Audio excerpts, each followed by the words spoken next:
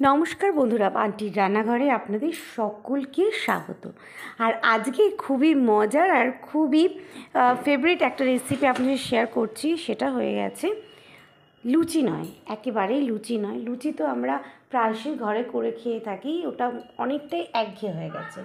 এই লুচি যারা পছন্দ করেন তাদের আরও পছন্দের আর একটা জিনিস, যেটা নাকি ডাল পুরি। হ্যাঁ, ছোলার ডালের ডাল পুরি কীভাবে টেস্টি আর কী রকমভাবে বানিয়েছি সেই রেসিপিটি আজকে আপনাদের সঙ্গে শেয়ার করেছি। আর তার সঙ্গে দোকানের থেকেও অসাধারণ একটা আলুর তরকারি, সেই রেসিপিটাও আপনাদের সঙ্গে শেয়ার করেছি। তাহলে চলুন এই ডালপুরি আমি কিভাবে বানালাম, ছোলার ডালের পুর ভরা এই রেসিপিটা কীভাবে আপনারাও ঘরে বানাবেন দেখে নিই রেসিপিটাকে। আর এই রেসিপিটা এতটাই মজার, সকালের জলখাবারে তো জমে যাবে, তার সঙ্গে যে কোনো রাত্রিরেও ডিনারে কিন্তু আপনারা খেতে পারেন, যারা রাতে একটু মুখরোচক খেতে পছন্দ করেন। তার জন্য প্রথমে ডালটাকে কিন্তু আমি সেদ্ধ করে নিয়েছি, গোটা গোটাই সেদ্ধ করেছি, মানে 4টে সিটি দিয়েছি, ডাল কমপ্লিট হয়ে গেছে। এবারে আদা আর কাঁচা লঙ্কাটাকে একসঙ্গে মিক্সির মধ্যে পেস্ট করে নিয়েছি, দেখতেই পাচ্ছেন। আর সঙ্গে নিয়ে নিয়েছি কালো জিরে ফোড়নের জন্য। এবারে ডালটাকে কিন্তু সেদ্ধ করার পরে জল ঝরিয়ে নিয়েছি, দেখতেই পাচ্ছেন যেভাবে সেদ্ধ করেছি, যাতে করে দানাগুলো গোটা থাকবে অথচ ডালটা কিন্তু সেদ্ধ হয়ে যায়। ঠিক সেই রকমভাবেই কিন্তু সেদ্ধ করেছি। ওই যে আমি বললাম 4টে সিটি, আপনার 2 থেকে 3টে সিটি দিয়েও যদি নামিয়ে নিতে পারেন এই ডালটাকে। এবারে ডালটাকে কিন্তু মিক্সিতে তুলে দেবো আর মিক্সিতে গুঁড়ো করে নেবো। আর এখানে আমি তরকারিটার জন্য কিন্তু আলুটাকেও ডালের সঙ্গেই সেদ্ধ করে নিয়েছিলাম। এবারে কিন্তু গোটা দিয়ে দিয়েছিলাম, আলুগুলোকে টুকরো করে নিলাম। রাফলি আপনি হাতে করে চটকেও এই আলুটার রেসিপি করতে পারেন। ময়দার মধ্যে দিয়ে দিলাম 1 চামচ নুন, হাফ চামচ নুন দিলাম, 1 চামচ একটু কম দিলাম যেহেতু অনেকটা পরিমাণে ময়দা নিয়েছে আমি। দিয়ে দিলাম সাদা তেল ময়মের জন্য। খুব বেশি সাদা তেল কিন্তু আমি দিলাম না, অল্প ময়মে কিন্তু খুবই ক্রিপসি আর খুব টেস্টি রেসিপি একটা আপনারা পেয়ে যাবেন। আর এই দিয়ে দিলাম ময়দার মধ্যে কালো জিরে। আর কালো জিরে দিয়ে রান্না করলে কিন্তু যে কোনো লুচি বা পরোটা খেলে অম্বলও হয় না। আর কালো জিরে আমাদের শরীরের জন্য অনেকটাই উপকারী। আর এবারে দিয়ে দিলাম কিছুটা আমি দই, 2 চামচের মতো দই দিলাম। আর এবারে মশলাটায় কিন্তু ভেজে নিলাম। এই যে মশলাটা দেখতে পাচ্ছেন, এটা হয়ে গেল পাঁচফোড়নটাকে আমি কড়াইয়ের মধ্যে ভেজে নামিয়ে নিয়েছি।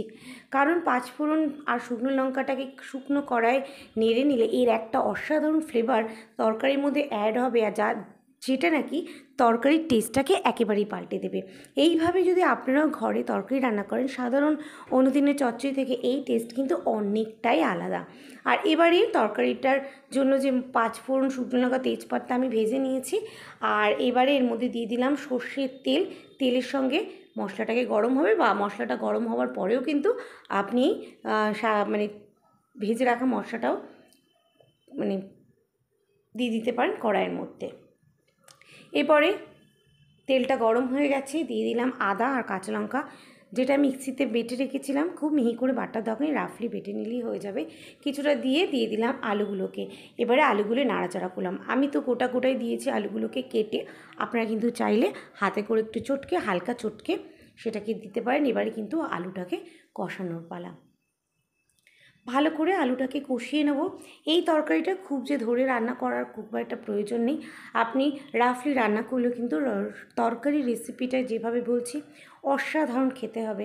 দোকানের তরকারিকে ফেল পড়িয়ে দেবে এই তরকারি, যে কোনো পরোটা, লুচি আর কচুরির সঙ্গে তো জাস্ট জমে যাবে। এবারে দিয়ে দিলাম, হালকা নাড়াচাড়া করে নিলাম পাঁচফোড়নের মধ্যে আলুটাকে। তারপরে যেহেতু সেদ্ধ আলু খুব ঝটপট হয়ে যায়, 5 থেকে 7 মিনিটের মধ্যে তরকারিটা কিন্তু রেডি হয়ে যাবে। এবারে টমেটোর মধ্যে নুন, হলুদ আর একটু লঙ্কা গুঁড়ো দিয়ে ভালো করে নাড়াচাড়া করে নেব মেশানো পর্যন্ত। আমি কিন্তু এর মধ্যে দিয়ে দিলাম অল্প একটুখানি যে সেদ্ধ করেছিলাম ছোলার ডালটা, সেই ছোলার ডাল 1 মুঠো এর মধ্যে আমি দিয়ে দিলাম। এতে তরকারির টেস্টটা আরও অসাধারণ হয়ে আসবে। আর দিয়ে দিলাম লঙ্কার গুঁড়ো, আপনারা একটু কাশ্মীরি লঙ্কাও চাইলে এতে অ্যাড করতে পারেন।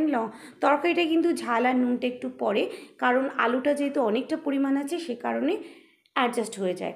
আর এবারে দিয়ে দেবো হাফ চামচ পরিমাণ চিনি আর দিয়ে নাড়াচাড়া করে নেব। খুব বেশি কষার দরকার নেই, মিনিট 2 মতো নাড়াচাড়া করে এর মধ্যে দিয়ে দিলাম গরম জল অ্যাড করে দিলাম। আর ওপর দিয়ে আমি দিয়ে দিলাম একটুখানি ভাজা মশলা। ঘরে আমরা যে ভাজা মশলা ইউজ করি, জিরে, ধনে, মৌরি, তার সঙ্গে একটু গরম মশলা আর লঙ্কা তো থাকেই, সেই ভাজা মশলা আমি 1 চামচ মতো উপর দিয়ে দিয়ে দিলাম। আর এইটা দেখতে পাচ্ছেন, এটা হয়ে গেছে কসুরি মেথি, যার ফ্লেভারটা নাকি অসাধারণ একটা টেস্ট। আর এই ফ্লেভারের তরকারি খেতে লাগে বেশ মজা। দোকানে কিন্তু তরকারি কতটা করা হয়, যে কারণে দোকানের তরকারি কিন্তু অসাধারণ লাগে। আর আমি এই কসুরি মেথিটাকে কিন্তু কড়াইয়ের মধ্যে, শুকনো কড়াইয়ের মধ্যে নেড়ে নিয়েছি। প্রথমেই নেড়ে নাবিয়ে রেখেছিলাম, তারপরে কিন্তু তাতে ফ্লেভারটা আরও সুন্দর আসে। কড়াইয়ের মধ্যে দিয়ে রেডি হয়ে গেল ডাল পুরির তরকারি। এবারে কিন্তু ডাল পুরিটাকে কিন্তু আমি ভাজবো পুর ভরে। আর এই পুরটা কিভাবে তৈরি করছি সেই রেসিপিটা আপনাদের সঙ্গে দেব। এই তরকারিটা অবশ্যই ঘরে রান্না করবেন, অসাধারণ হয় খেতে। আর ডালটা তো সেদ্ধ হয়েও গেছিলো, আর ওটাকে ঠান্ডা করে জল ঝরিয়ে নিয়েছি। দেখতেই পাচ্ছেন ঝুরঝুরে ডালটা কিন্তু ঠিক এইভাবেই নামাবেন। এবারে এই ডালটা কিন্তু মিক্সিতে পেস্ট করে নেব ভালো করে, যাতে দানা না থাকে, কারণ দানা থাকলে কিন্তু কচুরিটা ফেটে যেতে পারে।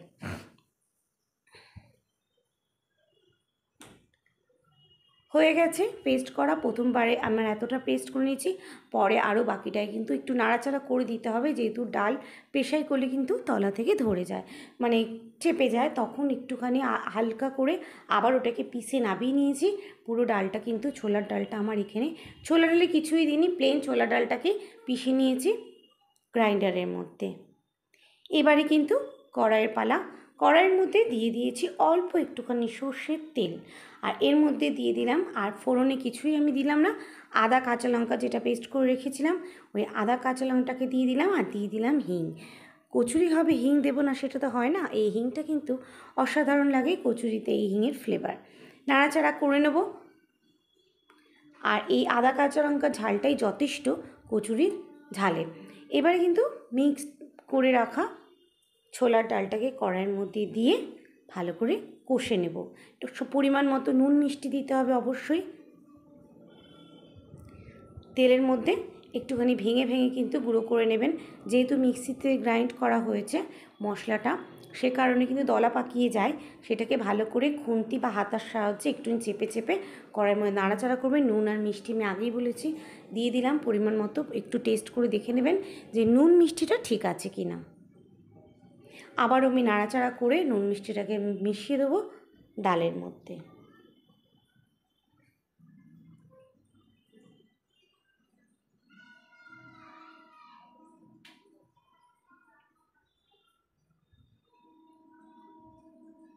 ডালপুরির ডাল কিন্তু রেডি হয়ে গেছে। খুবই ইজি, খুবই সিম্পল আর ঝটপট হয়ে যায়। এবারে পুর ভরার পালা। প্রথমে বাটির মতো, সে ময়দাটা তো মাখা হয়েই গেছে, বাটির মতো শেপ দিয়ে ওর মধ্যে কিছুটা পরিমাণ ডাল ভরে দেবেন, অতিরিক্ত চেপে ভরবেন না, তাহলে কিন্তু ডালপুরি বেলার সময় ফেটে যেতে পারে। অল্প পরিমাণ করে দিয়ে দিয়ে কিন্তু ডালপুরিটাকে হাতে করে গোল করে এবারে তেলে দিয়ে বেলবো। আমি সবসময় চেষ্টা করি ডালপুরি তেল দিয়েই বেলার, কারণ তেল দিয়ে বেললে কিন্তু ডালপুরির টেস্ট আরও বেশি ভালো হয়। অনেক সময় হয়তো অনেকে না পারেন, সেক্ষেত্রে আটা বা ময়দা দিয়ে বেলেন, সেক্ষেত্রে কিন্তু তেলটাও নোংরা হয় আর একটুখানি আমার কাছে তো একটু কেমন লাগে খেতে। আপনারা যদি তেল দিয়ে বেলেন তাহলে খুব ভালো হয়, তা না পারলে আটা বা ময়দা দিয়েও বেলতে পারেন। একে একে কিন্তু সব কটা ডালপুরির ভেতর পুরগুলো ভরে ফেলবো। এবারে কড়াইয়ে দিয়ে দেবো সাদা তেল, আপনারা ঘি বা ডালদা দিয়েও ভেজে নিতে পারেন। খুব অল্প তেলেই কিন্তু, যদি ডালপুরিটা না ফাটে, খুব অল্প তেলেই ডালপুরিগুলো ভাজা হয়ে যাবে, অতিরিক্ত তেল একেবারেই টানবে না। আপনারা কিন্তু যে কোনো দিন এই ডালপুরি ঘরে করে খেতেই পারেন, অসাধারণ লাগবে আর প্রত্যেকের খুব ভালো লাগবে। রেগুলার ওই একরকম খাবার খেতে খেতে আমরা যখন বোর হয়ে যাই, তখন কিন্তু একটু এরকম টুইস্ট খাবারে থাকতেই পারে। আর সকলের সঙ্গে মিলেমিশে এরকম খাবার খেতে কে না ভালোবাসে বলুন তো। আর এই খাবার অসাধারণ লাগে। দেখছেন আমি হাতে বেলে নিচ্ছি গোল করে, একটাও কিন্তু ডালপুরি ফাটেনি।